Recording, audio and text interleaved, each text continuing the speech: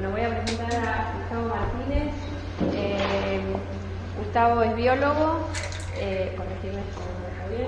Está encargado del laboratorio de reproducción de la unidad de fertilidad de San Isidro, y la verdad que es un honor que hoy nos dé la charla porque él ha participado activamente durante mucho tiempo en SAMER y hoy es el presidente de la sociedad. Así que bueno, es un honor que el presidente nos dé la charla hoy. Gracias. Un honor, si no nos aburro con esta charla, y lo vamos a intentar. Si quieren, son 3 charlas, les juro son cortas. Lo que podemos hacer es, al final de cada charla, preguntas. Si me parece que son 3 temas, si bien están relacionados, 3 temas bastante diversos, que son la fecundación, el desarrollo embrionario y la implantación.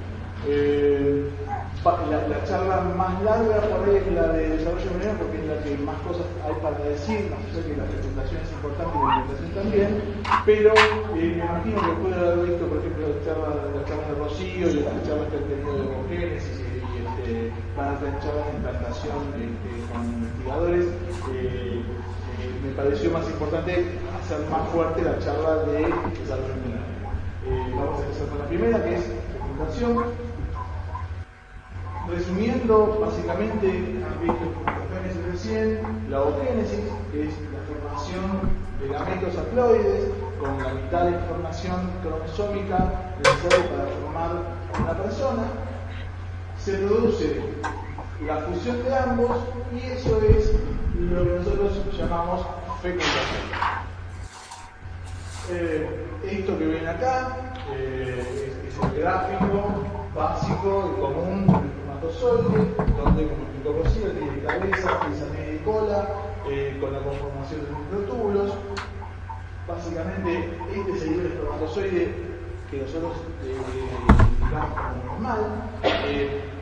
Tiene muchas implicancias esto en la fecundación in vitro, pero también en la fecundación in vivo, en la que uno autogestiona esta fecundación, porque depende de la cantidad de espermatozoides normales que tengamos, va a ser la chance de fecundar un óvulo a partir del momento de siempre. Y estos son los óvulos que nosotros podemos llegar a obtener.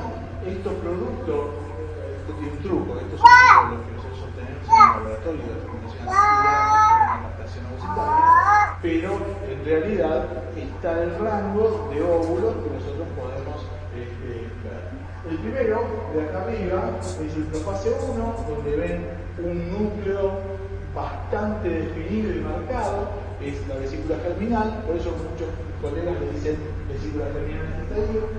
El segundo es de allá arriba, es el de la fase 1, donde ven, ya no ven la vesícula germinal condensada, pero tampoco ven esta estructura, es como si fuera una esfera simple que vemos contenida por la zona pelúcida, ¿no? Que es todo esto que vemos por fuera, lleno de pequeños agregados que son las células del cúmulus, que son las que acompañan al óvulo en todo el crecimiento del proceso de evolución. Se ve así porque tiene la célula del cúmulus. Este es el de la fase 2 y es el ovocito que nosotros queremos tener. ¿Por qué? Porque esto que se ve acá más o menos es el paquete de cromosomas que expulsó para reducir el número cromosómico y quedar haploide, y nos indica que este es un ovocito maduro, ¿sí? Y lo último, esto que dice COC, Cumulus Oocyte Complex, es cómo sale el ovocito después de haber ovulado o después de una aspiración folicular, donde vemos toda esa matriz hialina, son pequeñas células muy compactas, que son las células foliculares, las células del cúmulo que acompañan al óvulo y son muy necesarias para madurar porque son las que reciben el estímulo hormonal que lo transmiten dentro del óvulo para que se hagan los ovocitos para que sean normales.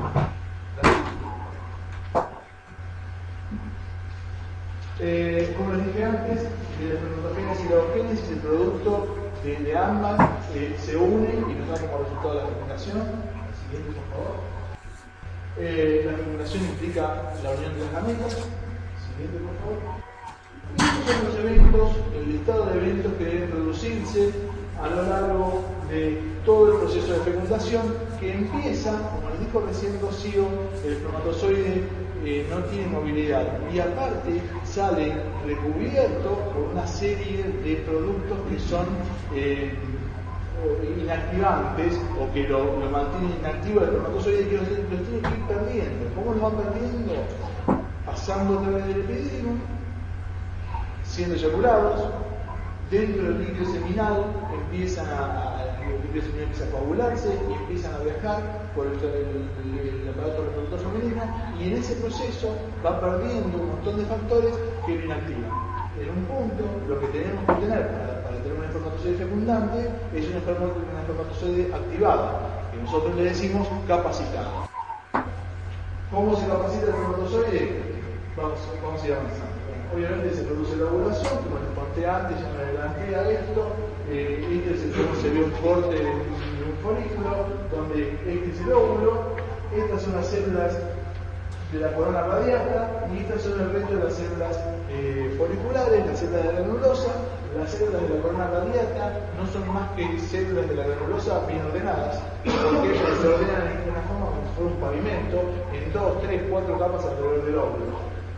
Todos estos marcadores yo me gusta contarlos, si bien tienen que ver parcialmente con el evento en sí de la fecundación, porque me imagino que la mayoría de ustedes van a querer trabajar en fecundación in vitro, y todo esto que les voy contando son cosas que tienen que saber para cuando hablan con el biólogo, que es el que en un punto es los ojos de ustedes, sepan de qué les está hablando. Entonces, si el biólogo les dice las células del cúmulo están compactas, uno puede intuir que estaban inmaduras. Si estaban inmaduras, pueden inferir que el óvulo es inmaduro y seguramente tengamos una vesícula terminal. Esto que les cuento así simplemente es una cosa que nos pasa todos los días en el laboratorio, y obviamente tiene muchas más alternativas que esta que cuento, pero es importante que ustedes se vayan nutriendo esos conceptos porque después lo van a manejar en la clínica todos los días. Siguiente. La ovulación, mucho no tengo para contarles a ustedes, pero son todos ginecólogos, dan un ovocito maduro, o por lo menos intentamos, queda arrestada la metafase 2 de la metafase de la meiosis 2, por eso decimos M2, y tiene este cúmulo expandido y pegajoso que lo hace adhesivo y puede ser capturado por las trompas y llevado hacia el lugar donde se va a encontrar con el espermatozoide. Una cosa muy importante es esto que queda arrestado en ese estadio, y nosotros estamos acostumbrados a decir óvulo. Resulta que el óvulo es cuando expulsó por segunda vez el contenido nuclear, cuando se ven los dos cuerpos polares.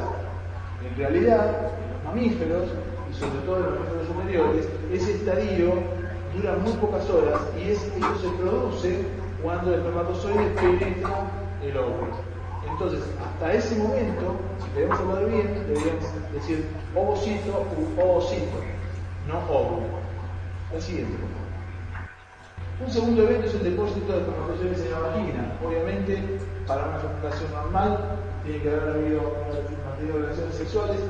El eyaculado depositado en el fondo de la vagina se depositan entre 10 millones y 100 millones o 1000 millones de espermatozoides en el fondo de la vagina, dependiendo obviamente de la concentración que tenga ese eyaculado ese día, y cada paciente tiene un volumen promedio distinto al de otro, ¿no? Por eso esto es parte de los estudios que hacemos para hacer un espermograma. El transporte se produce de dos formas: la movilidad progresiva y las contracciones del tracto femenino.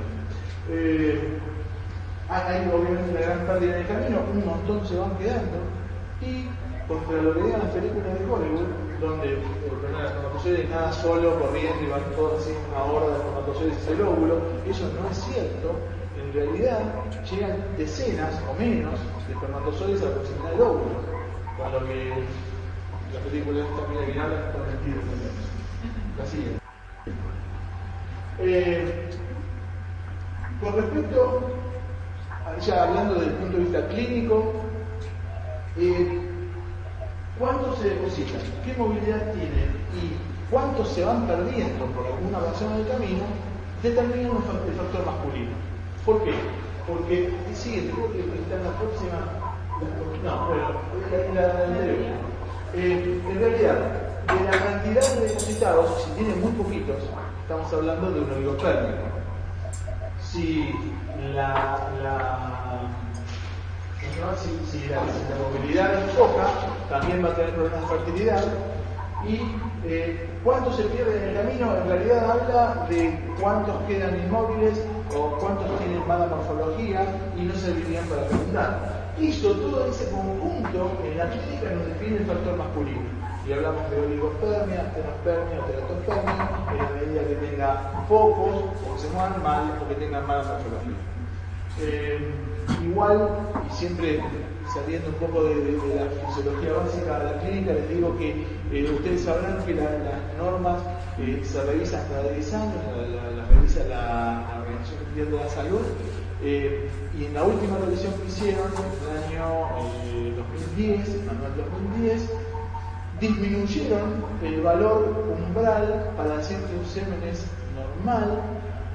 Antiguamente, en OMS en 1999 era un 14% de formas normales. Hoy se acepta que con un 4% de formas normales es un semen normal. ¿Y esto qué implicancia tiene? De la vieja escuela de la fecundación in vitro, si uno tenía un 14% de formas normales, o tenía un menor del 14% de formas normales, empezaba a pensar en algún film, algún ICSI, puedo hacer una inseminación. Hoy, al bajar de 14 a 4, el que tiene, cuando hay que pensar si qué hacemos es con 3, teóricamente con 4 para arriba, con buena concentración y buena movilidad, debería ser un semen normal. La verdad que a todos nos hizo ruido, hoy cada vez más lo usamos. En nuestras manos tratamos de hacer fertilización in vitro convencional a todos los casos en donde haya una buena movilidad, aunque tenga un crudo bajo, inclusive con crudes menores de 4, hacer una fecundación in vitro convencional. Para quien no lo sepa, hacer fecundación in vitro convencional implica coincubar los espermatozoides, y hago esta seña porque es como agarramos la pipeta para descargar los espermatozoides con los óvulos, dejarlos incubando entre 14, 16, 20 horas y ver el día siguiente si fecundaron. Ahora lo vamos a más adelante. Y les hago este llamado porque hay una tendencia en el mundo, no solamente pasa en Argentina, pasa en todos lados. He estado en un curso donde se ha hecho una mano alzada, ¿quién hace 50% de fecundación in vitro, 50% de ICSI? Levantaron la mano algunos. ¿Quién hace 60? Ya levantaron más. ¿Quién hace 70? 60 y hasta 100% de ICSI. Y en realidad uno asume, pese a lo que le gustaría al machismo reinante, que la mayor problema lo tengan las mujeres, en realidad los problemas están repartidos, son 50 y 50. Pero bueno, la tendencia no tiene que ser ICSI a todo. Siguiente. Un tercer paso es la capacitación espermática, y acá empiezan las cosas importantes que le empiezan a pasar al espermatozoide para estar preparado para la fecundación. Adquiere capacidad fecundante, y esto va ocurriendo durante el paso en el tracto femenino. Hay 3 eventos muy importantes y son definitorios para el espermatozoide, para que consideren el espermatozoide capacitado. El primero es la hiperactivación, que habla de movilidad. El segundo es el binding, cuando se pega la zona pelósica, y el tercero es la reacción arousal. Lo vamos a ir desglosando cada uno. Imagínense que esto pasa en forma natural en el tracto femenino, pero también hay el truco. Nosotros dejamos en oscuridad, o por lo menos quieto, una vez que procesamos en el laboratorio la muestra de semen, enriquecida con lo que se mueve, lo dejamos esperando, y a las 4 y 6 horas realizamos la fecundación. Si esto solo pudiera ocurrir en forma natural, no podríamos hacer fecundación in vitro, ¿no? Lo que pasa es que nosotros los hacemos pasar por unos medios, los centrifugamos, damos bastante malos espermatozoides para que puedan tener capacidad fecundar. Siguiente. Por ejemplo, ya propiamente la capacitación espermática, hay eventos que se producen a nivel celular y a nivel de membrana específicamente. de membrana es la pérdida de factores inhibitorios y la integración de proteínas y lípidos, componentes de la membrana, que van preparando el espermatozoide, cambiándole la conformación de esa membrana y el recubrimiento, preparándola para que después pueda pegarse a la zona pelúcida, hacer la exocitosis del contenido plasmal y penetrar a través de la zona pelúcida. Siguiente. En el nivel molecular hay un cambio del pH intracelular y un proceso de fosforilación y desfosforilación proteica mediada por calcio y AMP5. Todo esto pasa dentro del citoplasma y ya en este punto tenemos preparado el espermatozoide para que en la siguiente diapositiva comience la etapa de hiperactivación. ¿Y la hiperactivación qué significa? Que el espermatozoide se hiperactiva un montón. Si venía batiendo el flagelo lentamente mientras avanzaba, acá aumenta el radio de giro y la velocidad a la que gira. Se especula que es un mecanismo de adaptación para poder encontrar la proximidad del óvulo y poder hacer contacto y pegarse para después fecundar. Hay un aumento del batido y una disminución del movimiento progresivo. Esto es, no solo, como dije antes, aumenta la frecuencia, sino la amplitud, la superficie que cubre ese batido, pero esto, como consecuencia, hace que el espermatozoide empiece a crecerse. Decimos que ya está en las proximidades del óvulo. Siguiente. Y esto es el esquema, fíjense la diferencia que hay, este es un hiperactivado, este es un espermatozoide que está anterior. También hay datos recientes, muy interesantes, inclusive datos de gente de CONICET que trabaja en Córdoba, que han encontrado una serie de moléculas que emite el óvulo, o por lo menos las células acompañantes, que le dan una señal quimiotáxica que tiene algún porcentaje de responsabilidad en la atracción del espermatozoide celular. Siguiente, por favor. Esto es el óvulo asegurado, está en esta matriz de ácido hialurónico que pega las células del cúmulos entre sí. En realidad esa matriz debería desarmarse y a través de esa matriz va a ir avanzando el espermatozoide y va a ir perdiendo todas esas moléculas inactivantes. Nosotros en el laboratorio, como este proceso no lo podemos hacer, si es una fecundación in vitro convencional, obviamente sí, y son importantes, tanto el cúmulo como la zona pelúcida, para hacer la fecundación in vitro convencional, pero cuando hacemos el ICSI, nosotros tenemos que quitarle todas estas células para, primero, lo más importante para el paciente es saber, que le encanta en el mismo día, cuántos óvulos maduros tuvo, no solo el paciente médico. Y para nosotros, poder acceder fácilmente a la membrana plasmática, a la zona pelúcida, para poder inyectar a través de ella con la aguja el espermatozoide. Siguiente.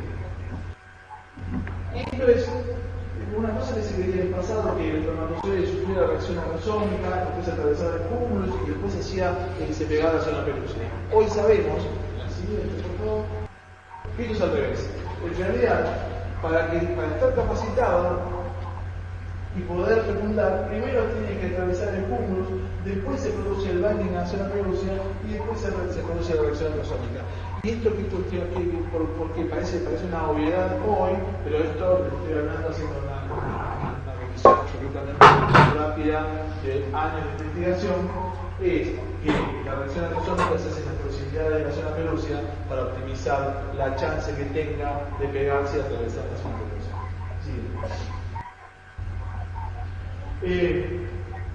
Si hay una reacción interrelatura, entonces se acaba de explicar, pierde la capacidad de penetrar el cúmulo. Y en muchos casos esto se estudia porque se puede diagnosticar por qué los pacientes tienen falla de fecundación. Lo que pasa es que cuando no se sabe se habla de falla de implantación, pero en realidad es que lo que tuvo, lo que provocaba esa no hay implantación porque no hubo fecundación. Siguiente. Esta es una explicación de cómo atraviesa el espermatozoide. El espermatozoide tiene dos ventajas, una que se mueve y otra que hay enzimas, que es la grasa, que tiene la cromosoma que hace que se vaya digiriendo la matriz y que llegue a tocar la zona pelúcida. Siguiente. La zona pelúcida tiene determinados receptores a los cuales se pega el espermatozoide, digamos el complejo de las proteínas ZP, la ZP1, ZP2, ZP3 y la ZPB y ZP4. Esto, bueno, no están las preguntas que me pensar. Siguiente.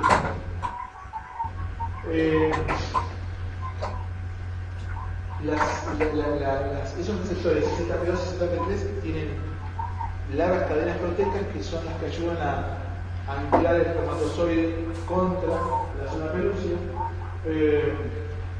con los receptores ZP1 intercalados. Siguiente, por favor. Y para definir en este momento la función de la zona pelúcida, porque la zona pelúcida a lo largo de la evolución del óvulo y del embrión va teniendo diferentes funciones, podemos decir que en este momento es la encargada de ser el lugar donde el espermatozoide se va a pegar, por otro lado de inducir la reacción aerosómica, y finalmente es la zona donde se produce el bloqueo de la red externa. La siguiente, por favor. Vamos a ver la secuencia de eventos. El espermatozoide con el cromosoma intacto viene, se acerca, se pega a los receptores. Siguiente, por favor. Esto, la misma especie específica quiere decir que solo espermatozoides de humanos se pueden pegar a la zona pelúcida de humanos. Hay un solo caso que puede ser penetrado por otras especies, pero en general cada especie tiene el reconocimiento específico para su zona pelúcida, lo cual implica obviamente una desarrollo adaptativo. Siguiente. Y acá se ve, antes de que se produzca la reacción acrosómica, se tiene que funcionar una membrana externa y una membrana interna que ven acá en esta figura en oscuro. Esas membranas se fusionan y se hace como una especie de poros, y eso permite que a través de estos poros, que están en este segundo dibujo, se nivelen el contenido cromosomal y finalmente el espermatozoide queda libre de esa membrana interna y externa. Siguiente, por favor. El espermatozoide está apto para pasar a través de la zona pelúcida. ¿Cómo se produce esto? Por la refrigeración que produce la hidrólisis de la proteasa que tiene el espermatozoide, pero también por la permeabilidad espermática. ¿Sí? Una vez que pasó a través de la zona pelúcida, se produce una nueva serie de eventos, que es el espermatozoide se pega al citoplasma o lema del óvulo, se liberan los glánulos corticales al espacio perivitelino, ahora vamos a detallar, y se produce un cambio de la transformación de la zona pelúcida. Ese cambio de conformación de la zona pelúcida hace que un siguiente espermatozoide no pueda pegarse y entrar. Y por eso se habla del bloqueo del peritoneum. ¿Qué nos pasa? Esto es un detalle de los glánulos corticales están por debajo del ovolema, es esta línea de círculos con un punto negro que ven por debajo del ovolema.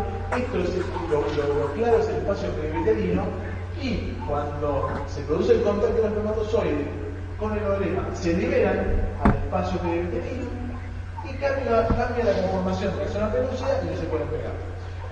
La implicancia fundamental, obviamente, es que no entre más el espermatozoide.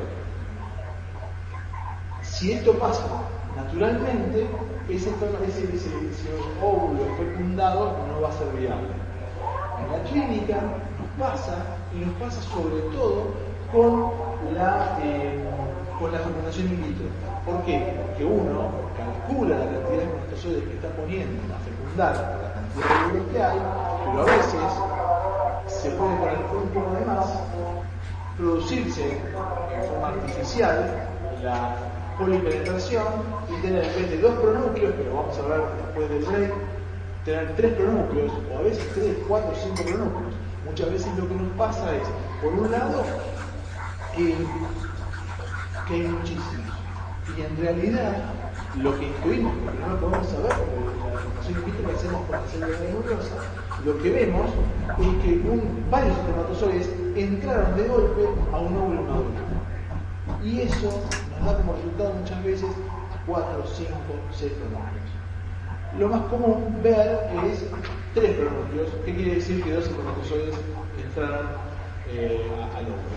¿Qué significado tiene? Les repito, es que el proceso de bloqueo de la polispermia no fue lo suficientemente rápido, seguramente por la cantidad de espermatozoides que teníamos, que lograron entrar 2.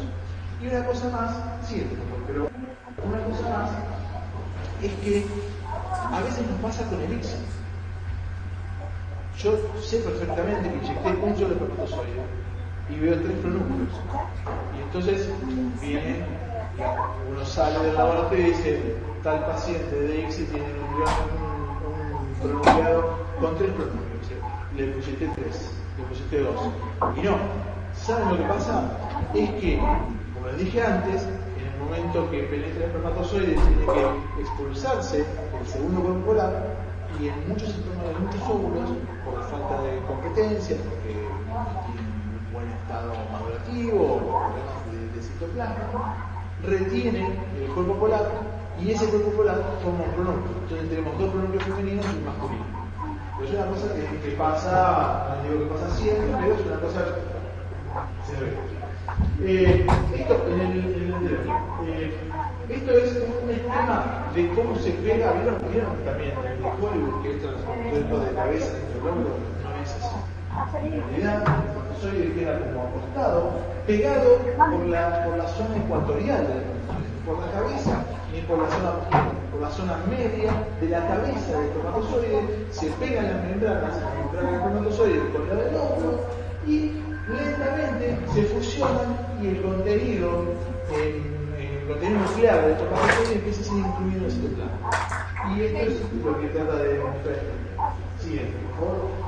Lo que voy a mostrar es una foto espectacular que no hace mucho la charla, sí, me parece maravillosa. La puedo sacar la doctora Rauer, o trabajar en Segir, un espermatozoide que está tenido con PET y pegado a la membrana plasmática del óvulo.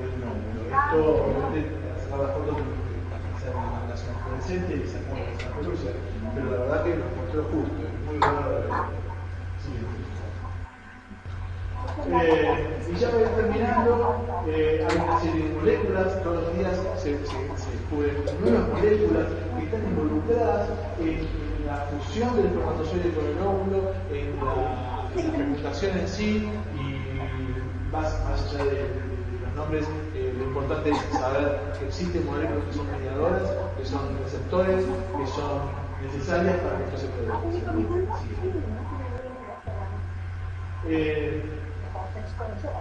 Bueno, en este caso, donde hay fusión, antes les dije que la relación a pelucia solo la pueden pasar con una especie, en este caso no es específica. Entonces, esto nos permite hacer algún test que ya se hace más, que va a montar una hembra hámster, ayudarla a sacar el ovocito y poner los espermatozoides a ver si el espermatozoide lo fermentaba, que era un test que se hacía en embriología. Yo creo que con toda la batería de test que tenemos hoy en día, seguir mandando cosas por ahí no tiene sentido. Y este es un punto clave. Acá se tiene que iniciar la segunda división mecánica, la siguiente. La reactivación meiótica implica la expulsión del cuerpo polar, implica una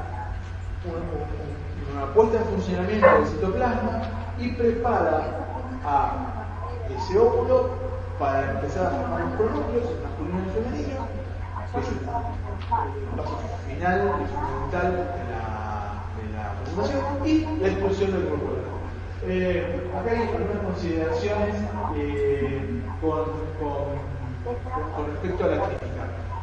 Fíjense que nosotros dijimos, bueno, hay que capacitarlo, se produce una fusión de membranas para agarrar el contenido cromosomal, se produce un desarreglo de las membranas, y el ICSI no lo hacemos eso.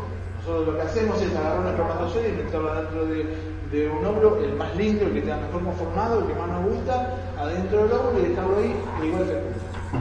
Pero hay un secreto, no sé si han estado en un laboratorio de fecundación in vitro. Nosotros antes de hacer el ICSI le hacemos un pequeño toque a la cola del espermatozoide y siempre decimos quebrarla y no romperla. ¿Por qué? Porque eso provoca un desarreglo puntual en la cola del espermatozoide que repercute después como un desarreglo en membrana que cubre a toda la membrana plasmática del espermatozoide, que no deja de ser una célula, más allá que parezca un pescadito, deja de la calle de la célula, está toda conectada.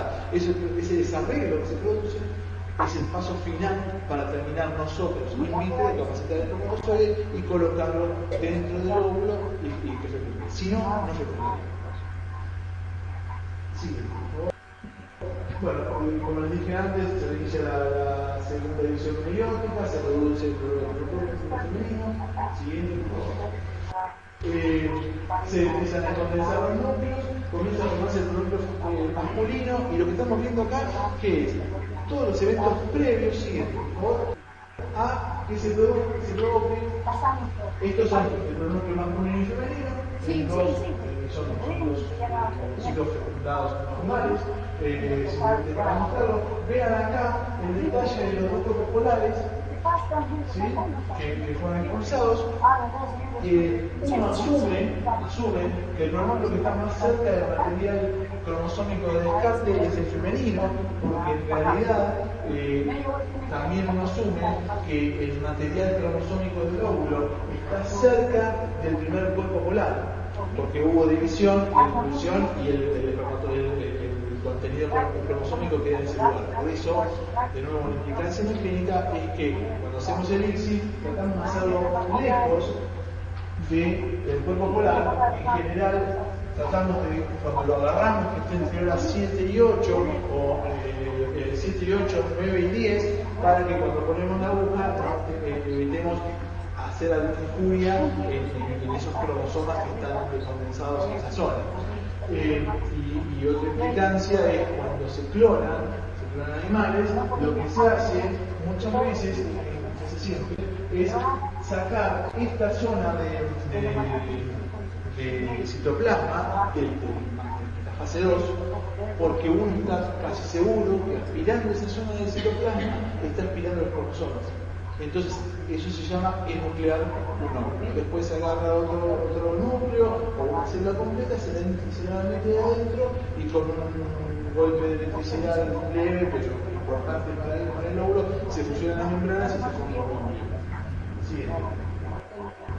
Y bueno, esto que les contaba recién, la formación de huevos cigoto. Se juntan, se forman un nuevo núcleo. Ese núcleo, en principio, se empieza a dividir el embrión. En la próxima charla les voy a decir que todos esos primeros eventos no están manejados por este nuevo núcleo formado, sino por todo lo que juntó en el citoplasma ovocitario el óvulo a lo largo de su desarrollo. Algunas fotos de compresiones normales, lo que decía un núcleo es esto, porque se ve muy bien. Allá hay unos que son 4 o 5 núcleos, y esto lo especificaba antes. Si quieren.